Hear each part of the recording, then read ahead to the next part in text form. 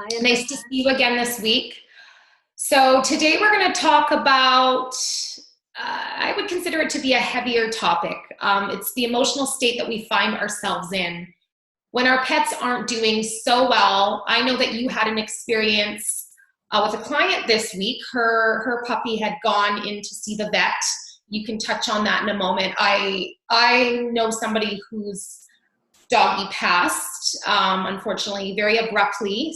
So definitely a topic that we can address this week. Can you speak to that more, and what experiences do you see with your clients and the emotional states that they're in, and even how it can affect their pets as Yeah, well? it's such an important topic to speak about. As when I was working as an animal health technician, what I realized, the first thing that we want to, the first energy that we want to release is the stress around the animal's illness. What I always noticed is that people come in, their heart is irregular, they're so tensed up. And then they're bringing in the animal that is also not sure of what's happening.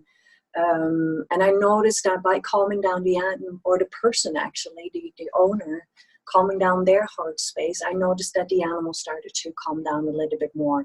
Even if he was in a veterinarian practice and not sure of what was going to happen, just by us breathing very calmly, by us visualizing maybe our home again, just visualizing calm things in our own body, that will be transferred to our animal, and that would give them just an easier time while they're going through such a insecurity and pain maybe in their body as well. I noticed this week this puppy had to go to the veterinarian, had to unfortunately stay over as well. And that, I noticed how stressful that is for the people. You can't imagine leaving your 1-year-old dog, your child, behind at the veterinarian while they are being ill. You want to just hold them, you want to be there, you want to nourish them. So that was very, very hard, and it was wonderful to be able to be there as a support for this client, and to just breathe very calmly, go into a certain kind of meditation with this client, so she was able to send distant love, send distant healing to her animal, and find herself in a better energy as well. So when her animal would come back home, she was more balanced and could hold more space for his healing as well. Then I always practice meditation with the animal together, so then when the animal comes back home, she could just continue offering this calm energy.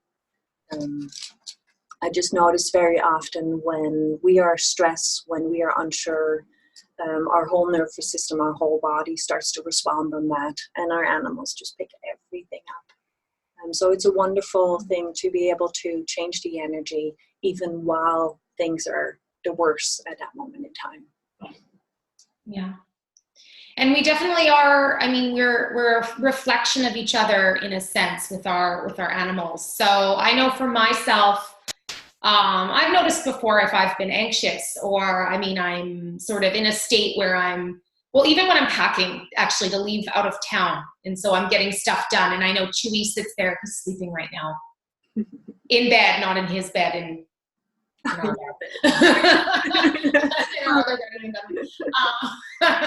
but he can sense that energy of even just something's about to happen, we're going to be leaving, and then I sort of notice how he's acting, and then and then it kind of reflects back to me. I'm going, well, I don't want him to be like, I wish he would just chill out. I don't want him to be kind of. And that time, that bounce, that back and forth. Yeah. And then those are the moments that you need a little bit more space also. So you're more tempted to say, okay, just go and lay down. And then those are the moments where our animals are starting to process a lot and sometimes are unsure about things. So what I always would suggest is to, a couple of times during the day, and that doesn't matter if you're packing that day or if another unsure moment is happening, just place the hands again on the heart chakra, on the shoulder blades, and just 2, 3, 5 breaths together, and just kind of tune in those are the moments where I would, if I'm packing and I'm going on a little trip, I would visualize where I'm going. But the most important part is I visualize coming back home, and I visualize holding them again. So I visualize my whole story, and I take nice deep breaths in it. The visualization almost comes from the heart, straight to the animal. And those breaths that we take with our animal help them to process their emotions, to process that uncertainty that they might have. It balances, it harmonizes their energy, gives them more grounding. And therefore you will have more space to go and do your thing again. They will understand a little bit better what the situation is about as well. So for us, it's very important to just constantly touch our animals, speak from our heart, and continue to visualize in any kind of situation that might be uncertain, unsure to them. And then can you speak to how, because I mean, I understand that when people are bringing their pet to the vet, it's very different than the emotional process that one would go through if their pet has passed. Can you speak to that in a little greater detail? Especially because this being so fresh, I'm going to actually send this video to my friend, as I had mentioned to you. His pet has passed. So do you have any tips for him on just processing that? Mm-hmm. I would just briefly touch on the veterinarian visit when you bring your animal away and when you're not together, and then I will flow over to what when we lose our animals, what to do then. So because it's a similar kind of energy that when we speak from our heart. So when we're not in the same place with our animal has to stay over at the veterinarian, maybe is in daycare, has to board somewhere else. Maybe you have to go and visit the hospital. So there are all these situations when we cannot be with our animals. Mm. And still our energy is connected. Still we feel them, they pop up in our mind. So those are the moments where we have to take deep, deep breaths, connect to that love that you have for your animal. And with your breath, you can actually send them these waves of energy, these waves of love, you can still send them to them. So if they're not in the same space as you, go into this calm meditation, 2 minutes, 5 minutes, however long you would like to, and just start to send this calm energy to your animal. And if he's in daycare, in boarding, at the veterinarian, he will feel that and he will actually receive and calm down. Just a touch, and sometimes just that little bit will make a big difference. Then to speak about when we lose our animal, again, I will go to the heart energy, because when the soul leaves the physical body, our hearts, the energy is still connected. You still have that soul connection, and that will never go. And that's why we are infinitely connected to each other.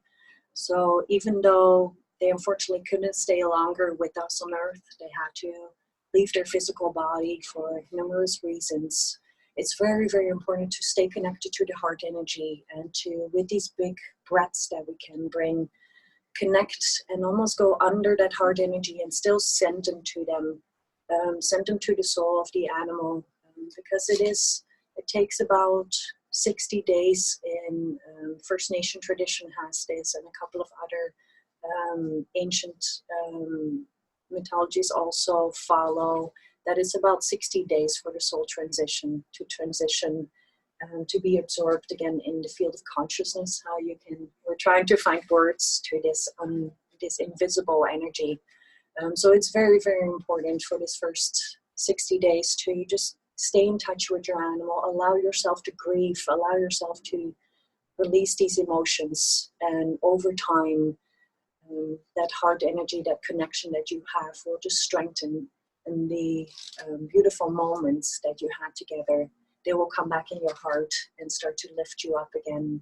And hopefully over time that you can see what you brought to each other's lives, because there's always such a divine reason why animals find us and what they have brought us in our lives.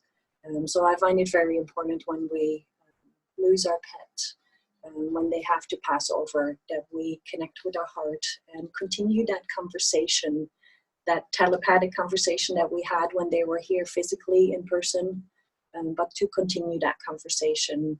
And I hear from a lot of people that their animals come back in their dreams. Sometimes they're just kind of resting in meditation, their animals come back. So a lot of animal spirits stay with us as a spirit guide, and then they show up when we need them. So it's a very beautiful relationship that never ends. That's beautiful to hear, for sure. I'm a huge believer that you can't just, energy, it can change its form, but you can't just, energy doesn't just disappear. You're not gone. Exactly. But it's hard, although it's not that no longer there in the physical in terms of that physical connection, but there's still that bond. There is still an energetic connection. Yeah. So it's so heartbreaking too, and this goes for when our animal goes to the veterinarian or when they pass. We are so deeply connected to our animals, and I think slowly we're starting to admit more and more how deeply we are connected, and many people feel more connected to their animals than to their family member, in some relationships even more connected than with their spouse. Or children. I heard that people grieve harder over their pets than they do. I'm not saying everybody, but the consensus is they did do a study. I remember hearing about this study, and people mourn harder. Yeah. Or they do their parents, even their children. Yeah. I think it's really to do with that sensitivity. Like with our animals, we can just be ourselves. We can tell them everything. They won't talk back. So we can find a lot of healing within that relationship that we have with our animals. And I think the more and more we realize of that connection and how we influence each other, the more conscious we can become, and therefore move that energy in a more balanced and harmonized way. Yeah. So stay tuned for next week. You're going to go over some preventative tips to keep our animal healthy. Yeah. Very excited about that. I will see if I can introduce Jibba, my 12-year-old white shepherd. When I walk her over this, or when I walk outside with her, everyone is always asking how old she is. And people think, seriously, she's sometimes 1 year old, but she's actually 12. So I would really like to share these tips with you. And they're all very natural. So. I'm curious because, Chewy, baby Chew, he's turning 10 actually on the 26th of this month. I wonder if that falls on, anyway, I'd be like, oh, that's so funny if his birthday were to fall on a day that we did a video and have him wearing a little birthday hat. But a lot of people think he's much younger as well. And even his markings, his colors he's just so youthful. And I always ask him, what is your secret? But I'm curious to know some of these preventative tips that you're going to tell us, and perhaps in some way it's already being done. Anyway, thank you so much for your time. And yes, if anybody out there is in a space where they're either grieving or they're dealing with something difficult emotionally with their pet, definitely reach out to Marieke. You're amazing. You definitely focus a lot on the heart energies. For those of you who are not just, because not everybody's quite there. I get when you talk about heart energy, I can literally feel it. And when I think about with Chewy, I can feel my heart and I can feel it. But it's definitely something that's an experience, and it can take time to build and develop. So if people, if people have any further questions, it takes practice. They can definitely connect with you to learn more and start that process. Yeah.